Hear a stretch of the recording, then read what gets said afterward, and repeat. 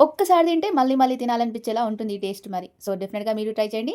అదే అండి నిమ్మకాయ తొక్కు. ఇక్కడ 30 కాయలు నిమ్మకాయలు తీసుకున్నాను నేను. 15 కాయలు ఇలా కడిగి ఒక్క దాంట్లో 4 ముక్కలు చేసుకొని పక్కన పెట్టుకోండి. ఇప్పుడు మిగిలిన 15 కాయలతో నిమ్మకాయల రసం తీసుకొని పక్కన పెట్టుకోండి. ఇప్పుడు తొక్కు కోసం తొక్కు బాక్స్ తీసుకొని అందులో ఒక గ్లాసు సాల్ట్ ఏసుకొని అందులో 15 కాయలు మనం కోసి పెట్టుకున్నవి వేసుకొని ఇలా ఆ డబ్బాని అటు ఇటు అనుకొని నిమ్మకాయ రసాన్ని ఏసుకొని అందులో 2 స్పూన్ల పసుపేసుకొని బాగా కలుపుకోండి. ఇప్పుడు కలుపుకున్నది బాక్స్ పైన మూత పెట్టుకొని టైట్‌గా 3-5 రోజుల పాటు ఊరనివ్వండి. ఊరనిచ్చిన తర్వాత 3 రోజుల తర్వాత ఇలా ఊరుతుంది చూడండి. ఆ పసుపు, ఆ నిమ్మకాయలన్నీ బాగా మెల్ట్ అయిపోతాయి.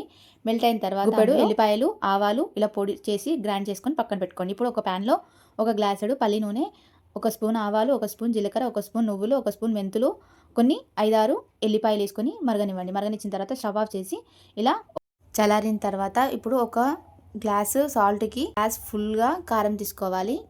అదే ఆయిల్‌లో కారము, ఎల్లిపాయ పేస్టు, అందులో ఆవాల పొడి, మెంతుల పొడి, జీలకర్ర పొడి ఏసుకొని బాగా కలుపుకోండి.